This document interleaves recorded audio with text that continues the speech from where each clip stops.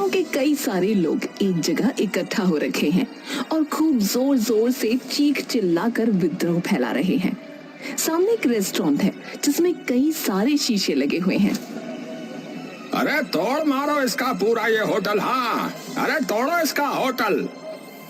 हाँ हाँ, मैं तो कह रहा हूँ जला के राख कर देते हैं इसे पूरा। गांव के सभी लोग चिल्लाने लगते हैं। हाँ भैया तोड़ दो। हाँ भैया तोड़ो।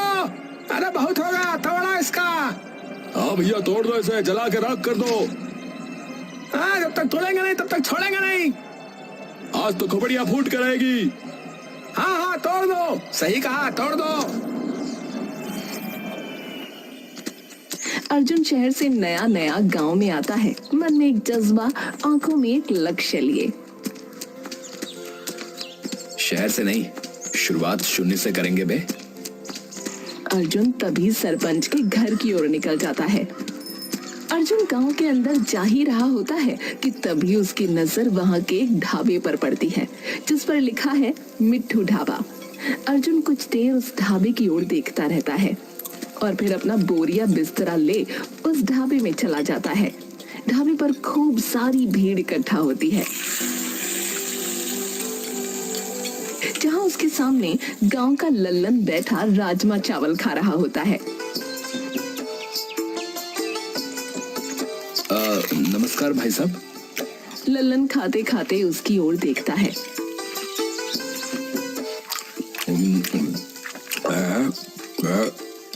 नमस्कार भैया जी।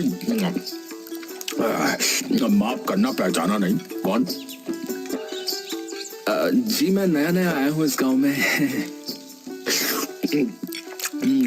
अच्छा अच्छा, कहाँ से हो भाई साहब? जी यही पास वाले शहर से। अच्छा, लेकिन भैया जी आपने भी कमाल ही कर दिया है। हाँ देखे ना, हमारे गांव वाले शहर जा रहे हैं और आप हैं कि गांव में रहने आ गए हैं। अरे वहाँ अब कुछ ऐसा नहीं है, कुछ भी खोलो उसके पहले ही 70 दुकानें पहले ही खुली पड़ी रहती हैं। ऐसा है क्या है? लल्लन हंसने लगता है। मिर्ची लग गई, पानी पी लूं। अच्छा तो भैया फिर यहाँ खेती वगैरह के लिए आए हो क्या? है? अरे खेती वेती नहीं, अरे अपना एक रेस्टोरेंट खोलूंगा। क्या खोलोगे भैया जी? क्या कहा? अरे वो खाने की दुकान, खाने की दुकान। हाँ। अरे अच्छा, तो ढाबा बोलो ना उसे, ढाबा कहते हैं उसे। नहीं नहीं ऐसा नहीं है, इससे थोड़ा सा ज्यादा बड़ा है। बड़ा? अच्छा। जी फिलहाल तो सरपंच जी के घर जाना चाह रहा हूँ, तो सोचा शायद यहाँ कोई बताई दे, और थोड़ी भूख से भी लगी तो मैंने सोचा कि दोनों काम हो जाएंगे। देखो भैया मैंने तो दाल भात खा लिया है, और रही बात सरपंच जी के घर की, तो बस भैया यही है। यहाँ से सीधे जाओगे ना तो दूसरा जो बायां रास्ता आएगा, बस उसी कोने पे चले जाना। ठीक है भैया? हाँ हाँ हाँ हाँ। अरे अरे चलो ठीक है, धन्यवाद धन्यवाद भाई साहब आपका है। पर भैया जी एक बात बताइए, आपको लगता है कि आपका ये जो भी आपने कहा मतलब वो यहाँ चल पाएगा? क्यों? नहीं मतलब क्या है भैया जी कि हमारे जो मीठू भाई है ना, वो इस गांव के सबसे बड़े चहेते हैं, समझ रहे हैं ना। उनका ये ढाबा कई सालों से चलता आ रहा है, और वो, अरे जैसा कि मैंने कहा भाई साहब कि वो एक रेस्टोरेंट है, ढाबा नहीं। उसमें यहाँ से कई ज्यादा साफ खाना होगा और यहाँ से कई ज्यादा तरीकों की खाने की चीजें भी होंगी, समझे? अरे अरे अरे भैया भैया गुस्सा नहीं, नाराज मत हो। मैं तो बस ये कह रहा था कि मीठू भाई ने इस गांव के लिए बहुत सी चीजें की हैं। एक वक्त ऐसा आ गया था इस गांव में कि अकाल छा गया था भैया। फसल के नाम पे एक दिन का नहीं बचा था खेतों में। तो उस वक्त जो है मीठू भाई ने अकेले अकेले भैया जी, अकेले अकेले पता नहीं गांव में कितने सारे किसानों को खाना खिलाया भैया, मुफ्त में, और वो भी पूरे 2 महीना भैया। तब से सभी आते हैं भैया। मुझे पता है ना भाई, क्योंकि मैंने खोला था एक बार अपना ढाबा यहाँ पर जो है 6 महीने बाद ही बंद हो गया। अच्छा, चलो माना, पर बदलाव भी तो जरूरी है ना। यहाँ न जाने कब से वही एक सी चीज चल रही होगी, वही आम दाल रोटी पराठे टिक्की समोसे छोले भटूरे वगैरह वगैरह। पर जब मेरा अर्जुन अचानक चुप हो जाता है और मुस्कुराने लगता है। हाँ? रुक चुका भैया, क्या हुआ भैया जी बताइए, जब मेरा क्या? आपको अपने आप पता चल जाएगा।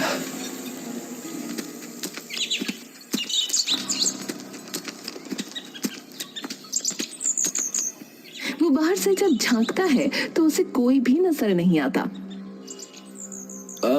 अरे कोई है, अरे कोई है, सरपंच जी, अरे कोई है भाई इस घर में, सरपंच जी। तभी सरपंच बाहर निकल कर आता है।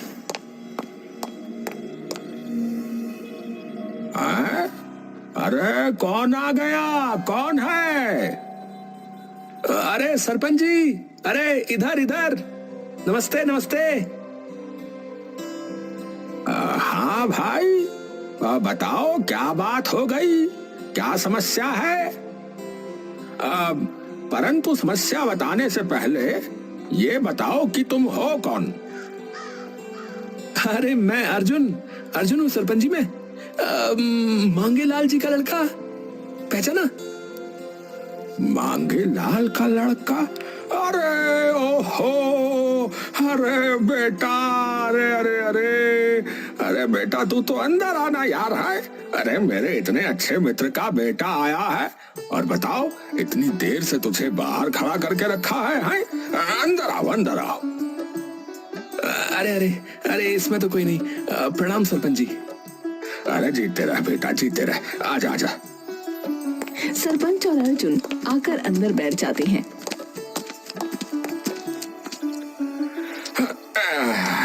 और सुना बेटा, तो माता पिता की तबीयत कैसी है अब तुम्हारे? बस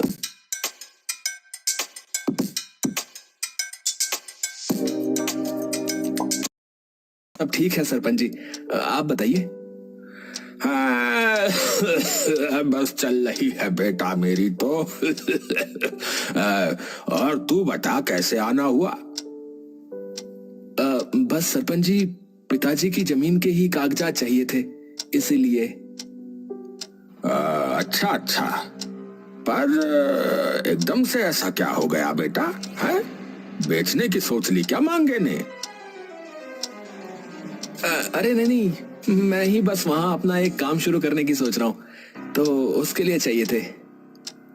अच्छा, तो बेटा जान सकता हूँ कि किस चीज का काम शुरू करेगा? है यही जो शहरों में होटल वगैरह होते हैं ना, बस वैसा ही एक होटल यहाँ शुरू करने की सोच रहा हूँ। शहर में तो ऐसे कई रेस्टोरेंट है, तो सोचा अगर एक गांव में भी खुल जाए तो गांव वालों को भी कुछ अलग अलग तरीके की चीजों का पता लगेगा, और कुछ नई नई चीजें वगैरह वो भी खा सकेंगे। अच्छा बेटा, पर यहाँ तो जो है पहले से ही अपने मीठू का ढाबा है। अरे कोई नहीं सरपंच जी, उनका भी चलता रहेगा, और ऐसा नहीं है कि ज्यादा महंगा होगा, वही रेट होंगे हर चीज के। हाँ, तो चलो जी, ये तो बढ़िया बात हो गई फिर बेटा। है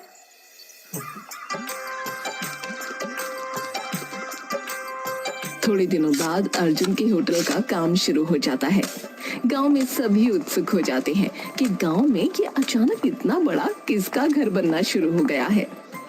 अर्जुन दिन रात अपने होटल को बनाने के चक्कर में धूल मिट्टी में हुआ रहता। तभी एक शाम मिट्ठू ढाबे का मालिक मिट्ठू हलवाई अर्जुन के होटल के सामने से गुजर रहा था कि तभी उसकी नजर अर्जुन पर पड़ी, जो कि मजदूरों का हिसाब कर रहा था। मिट्टू ये देखकर अर्जुन से मिलने चला जाता है। अर्जुन धूल मिट्टी में सना एक लाल कुर्सी पर